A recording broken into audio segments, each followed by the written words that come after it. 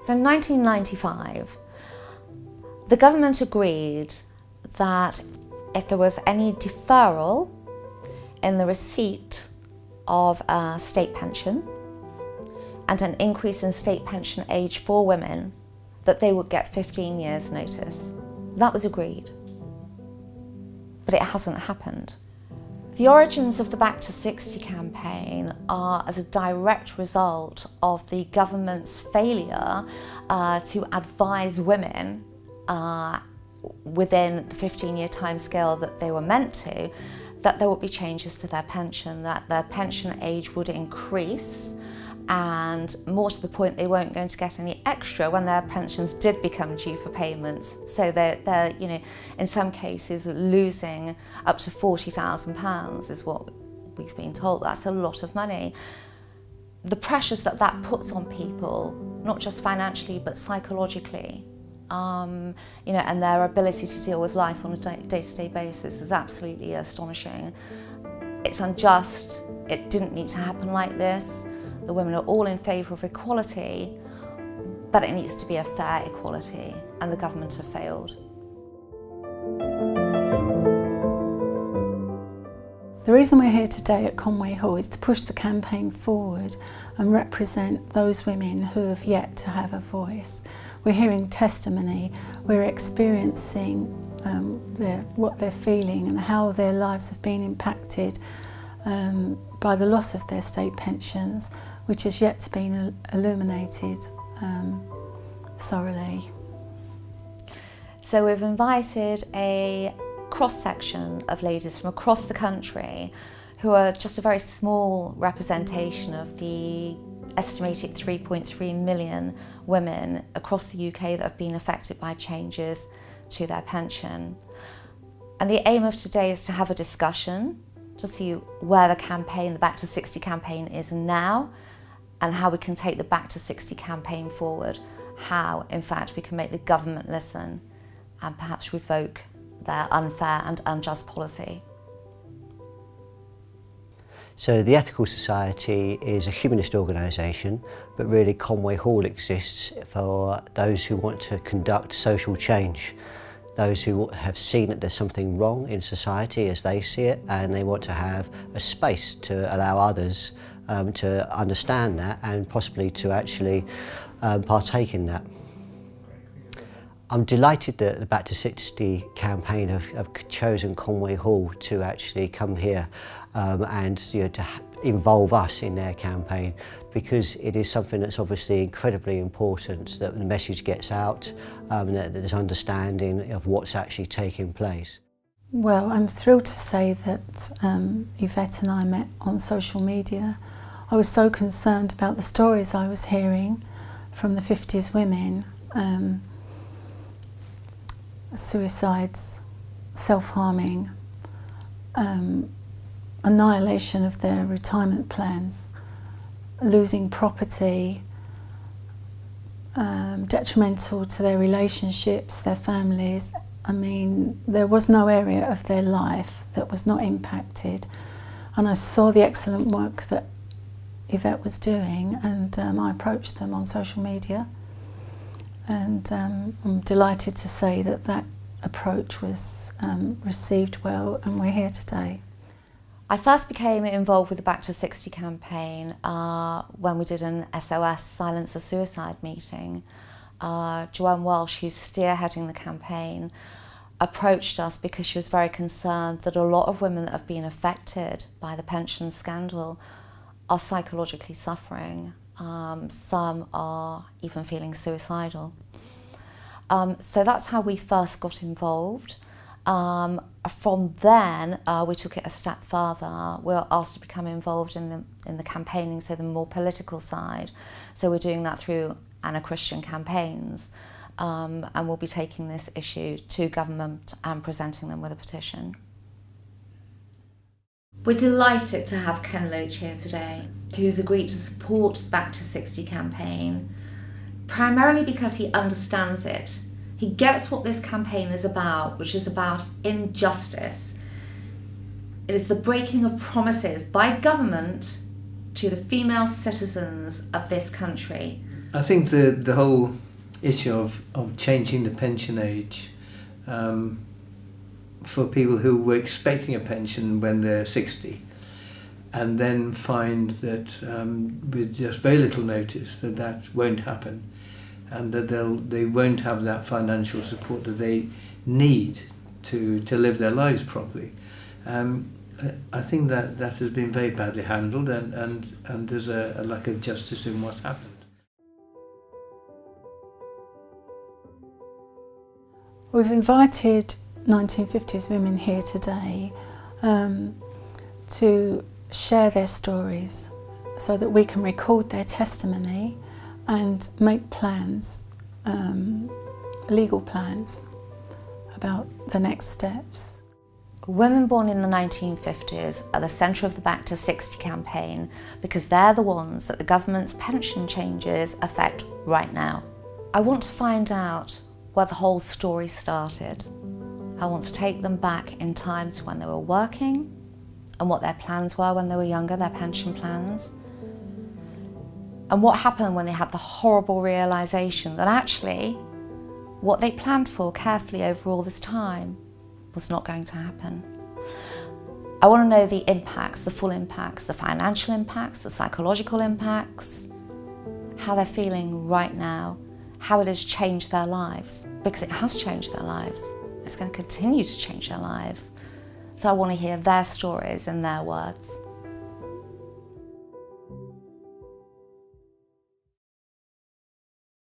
My name is Davina. I was born in 1954 and I live in Essex. My name's Pam. I was born in Preston in Lancashire. I was born in December 1953. My name's Greer. I was born in September 1954 in Barnes in southwest London. I'm Carol, 22nd of October 1954, and I live in Hertford. I'm Pauline. I was born in 1957 in Newcastle upon Tyne. I was in the civil service after I went to university for about 10 years. After higher education I did a few things, but I ended up working for the government in head office in London. Then I got married and had my first child in 1982, and actually I couldn't go back to work part-time. You could only go back to work full-time then. I did go back for a little while, but it was really distressing, a new baby. I wanted to be with him, so I had to leave that job because it wasn't open to working part-time at all. I spent the whole of my working life as a teacher, and I'm very fortunate to have an occupational pension on which I currently live, because otherwise I would be like all the other women and have no money coming for 6 years later than I was told. I decided then that I wasn't too keen on an office job. I then trained to do teaching. I have sort of worked throughout my life doing various bits and pieces, but besides that I have brought up a family which I think is very valuable and very important. I am a woman. I am different from a man. I'm not inferior, I'm not better, but I am different. I then went on to do a postgraduate certificate and then to teach both young ones and older ones. I've worked over the years as a teacher of both French and English. I was a commissioning manager in the public sector for disability services for a total of 10 years across 2 different London councils. And I've also had a career both in social housing and in commercial real estate. You know, I was treasurer of a PTA. I set up a charity. I've done all sorts of things like that, but they weren't paid, and I wasn't building up pensions. So I have had a lot less opportunities to build up a pension and acquire wealth, really. Somebody said to me the other day, your CV looks like you're actually 106. And I said, no, just the 63. But I have always worked as volunteer as well as in paid work. So that does mean I have quite a lot of overlap of working full-time while doing other voluntary work, which I continue to do. I always considered that having my pension at 60 was an acknowledgement of that. That was acknowledging me as a woman, of my worth in society, that yes, I would be less able to build up this wealth, and that I would have to actually look after children, and that was something valuable. I've worked my whole life. My occupational pension went down the toilet with Equitable Life. I've done all the things that were expected of me. I've been a wife, a mother. I worked all the time when my children were little. Even if it was teaching evening classes, I worked. I supported my husband, who was a farmer. I did everything I thought I should as a woman do. And I put myself on the back burner. And so to have it sort of taken away willy-nilly like that, I think it's a kind of bullying behaviour, really. It's saying that, you know, what you do and what you are isn't worth anything. Yeah, and I think it's just being undervalued. Now when I've got time and energy for myself, I have no money, I have nothing. I just have an existence. How is that right in a civilised society? That's not right. You know, and this isn't just about a certain type of woman. This is right across the board. Well, in my experience, it's women in middle age or later middle age who run the world, actually do all the most important things, whether they're dinner ladies, whether they organise for charities, whether they work in food banks. They're the glue that keeps a lot of societies' issues or keep people together, run things. They bring a lifetime experience of bringing up a family and all the things you learn from that on how to treat people. They run the world, or they should do, and so I have huge respect for them. So this policy affects millions of women that now have no income and are basically left destitute. I mean, literally destitute. That's not an exaggeration. Women are suffering and struggling. They have no means of getting other income. Their state pension is what they were relying on, and now they don't have it. And the consequences are that 50s women are, as the chair of the Work and Pension State Select Committee said, grotesquely disadvantaged. Well, it's far worse than that. It's far worse than grotesquely disadvantaged. Women are suicidal and self-harming, and as a direct result of losing their pensions. And they've done all the right things throughout their lives and still doing the right things, and they're looking for their own dues to be returned, and I think they're well-deserved earned dues and they should be returned.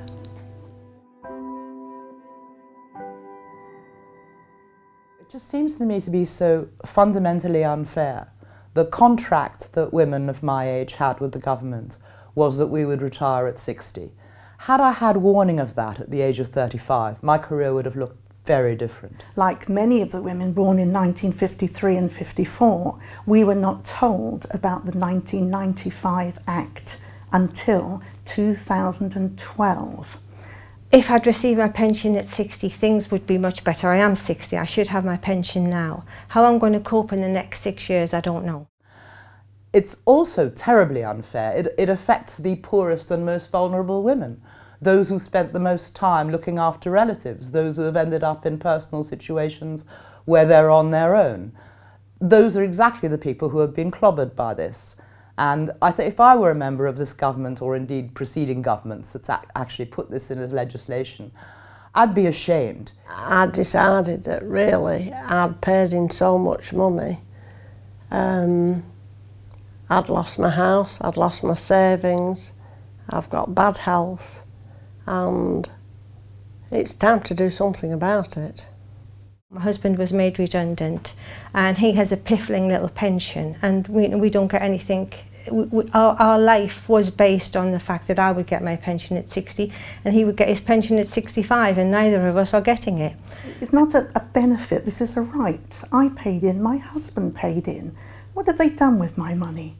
You know, where's all my money gone that they've taken off me? We know that we have responsibilities both caring for children as well as caring for adults and our parents as they get older.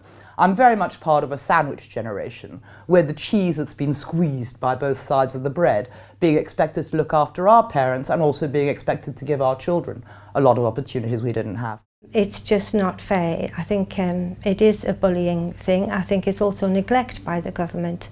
I think they are very neglectful. So to me it just seems a basic issue of fairness. You don't give tax cuts to the top 1% while ignoring the needs of people who've done nothing but work their whole working lives in this country, contributed on every level possible, and yet suddenly are told, well, we're very sorry, you may now be in your 60s. Go out there and get an apprenticeship. Go out there and get a job. And under the guise of austerity, the Tory-led coalition moved the goalpost again. It's funny how they don't seem to have the power to collect the taxes from the super rich who use tax havens. They choose not to have that power, but they will have the power to wreck the lives of working class women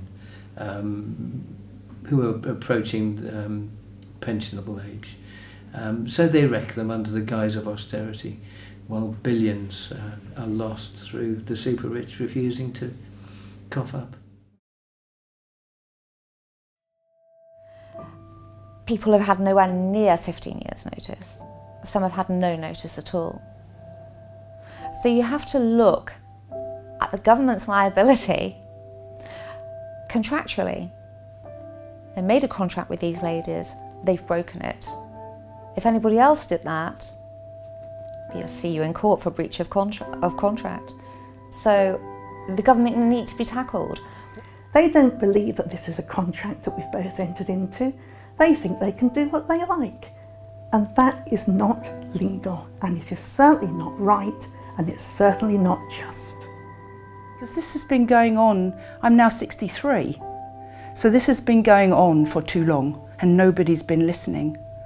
So it's time to get them to listen. What all of these ladies are doing, all 3.3 million potentially affected, is absolutely right. The government have to be challenged. They have not been honest.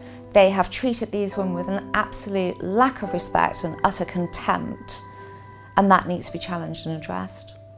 The older you get, you need more security, because the world's changing and you get more anxious when you get older. I know,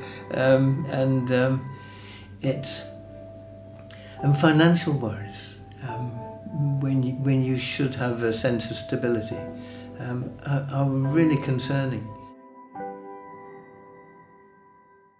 I have felt suicidal twice in my life. And this second time was just my daughter. I rang my daughter and she said, "Don't you dare leave me. I will never forgive you." And because I felt my father abandoned me by dying, it pulled me back from the brink. I never thought that when I started off and I had a job and I had a career and everything was going smoothly, I was paying tax, I was paying national insurance, I never thought I would end up in this sort of situation. I'm much poorer than I expected to be at my age. And I don't just mean whether I go on a nice holiday or whether I am able to buy another dress. I mean, I've been completely unable to really heat and eat at the same time. You know, I'm housed by a charity. I never thought I would be like this in my 60s. Financially, I've lost my house. I'm in a small flat now, 4 rooms, and I was in a big house before, and I've no savings at all. If I had known that this poverty would be part of getting older, I would never have put the extra money into pensions that I did in my 50s. I'd have that money now, I'd be much better off. And I wouldn't have to worry about whether I go home this evening and stop by the shop and pick up something nice for supper, or do I put the heating on? Okay, it seems a bit warmer today, so that means I probably can stop by the shop and get myself. But those are the kinds of levels of choices I'm making all the time. I just exist. I don't want that. I'm entitled to have some sort of life. I've been so depressed about it that the doctors haven't known what to do. I'm not someone who normally judges myself by the reactions or feelings of others, but it seemed that if a government was willing to throw millions of women on the scrap heap, no matter what their contributions had been, then why wasn't I throwing myself on the scrap heap? There seem to have been so many problems and so little money. I haven't known what to do. The impact on my mental health has certainly been that I have felt at times so very depressed and so very suicidal that I didn't see how I could go on. I've very often looked at tablets I've got and, you know, just wished I wasn't here anymore. When you're young, you can sometimes take things in your stride and there's always tomorrow. When you get older, it's not the case. You just need security. And to have that security pulled away, that's really shocking. And we should be taking care of people. As far as awareness of the issue goes in the public domain, I think the visibility is increasing, definitely. People are aware that there is an issue and that women are fighting for their earned dues. However, are the public truly aware of the impact upon these ladies? No, I don't think that is fully recognised, which is why what we're doing today is so important. I think the injustice is plain that 1950s women have done all the right things and they're still doing all the right things. And even David Cameron said when he was in power, if you do all the right things, it's simple, then we will return the honour. And we have done all the right things, and yet our state pensions were swiftly twice deferred by stealth. This is a huge, huge issue. And whilst it's affecting up to 3.3 million women today, if successive governments choose to change their policies going ahead and make the same mistakes in relation to non-notification, then actually it could be your daughters, your sisters, future generations that are going to be infected in the same way. So these women making a stand now, it's important not just for today but for tomorrow. It affects your family relationships, it affects you're robbed of up to 6 years of your retirement. And obviously 654,000 supporters of Back to 60 think that's wrong, and that we're campaigning to secure back our own dues from those who are keeping our own dues from us. It's an emotive subject and an emotive issue for the ladies concerned because they're being directly affected by it. But also, it's a legal issue, it's a moral issue. Because how can the government, whichever government we're discussing at any particular time, how can they just make promises and break them? What is the point of a contract? But there was a contract, and these ladies want that contract honoured. They want what is their just due, what they have earned, what they have worked for, and we will challenge them all the way. This is a direct appeal to Prime Minister Theresa May. As a 1950s woman, you will know full well what inequities our peer group have faced throughout their lives. Mrs. May, as a fellow woman, I'm appealing to you on behalf of the estimated 3.3 million women affected nationally, and specifically on behalf of the Back to 60 campaign, who I'm talking on behalf of today, to listen to their stories. Please listen and take note and act upon the damage that has been caused. As a 1950s woman, you will have heard our appeals for your voice. We have one voice. We are many. We have a mighty mandate, evidence of the impact of the loss of these state pensions. And we would like to use this documentary to request back our earned dues, which we feel are being kept from us. The waiting must stop now.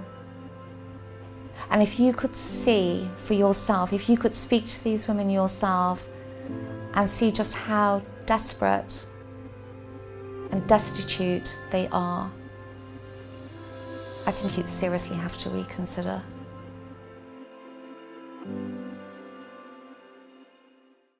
I'd like to say to Theresa May, please help me now, give me my money back, and that all these things that have happened to me might never have happened if she'd done something more quickly and given us our money.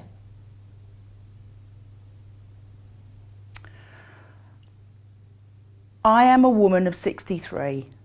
I have worked my whole life. I went to grammar school, university, got myself educated, and I have worked from the age of 21. Even when my children were little, I worked. Where is the money? What have you done with it? We know that there are reserves in the national insurance budget, reserves that are worth 10 times the amount that we need on an annual basis to cover the problems that all these women have had because of what your government and previous governments have done. I worked my socks off. My ex-husband worked his socks off. And what do we get at the end of the day? We get nothing. We just get kicked in the teeth. We're invisible. I go to the DWP and they look me up and down like a piece of shit on their shoe. Be fair to us. We were told our whole lives we'd be able to retire at 60, and I've already lost too many friends who haven't been able to cope with it, who have killed themselves, who've become ill with terrible diseases and have died. Here's your opportunity to actually make us remember you as something better than we think of you as now. Well, I think I have a right to my pension. I was expecting my pension, and it isn't right to take it away. I think it is bullying behaviour, and I think it is neglectful. And it's not valuing me as a person or acknowledging all of the things that I have done with my life. It's saying that you're not worth anything, really. It's as if you're saying, we can do it, so we will do it, and you don't care, and you don't matter. It's time to talk to us. It's time to listen to us. It's time to give us your personal time and attention.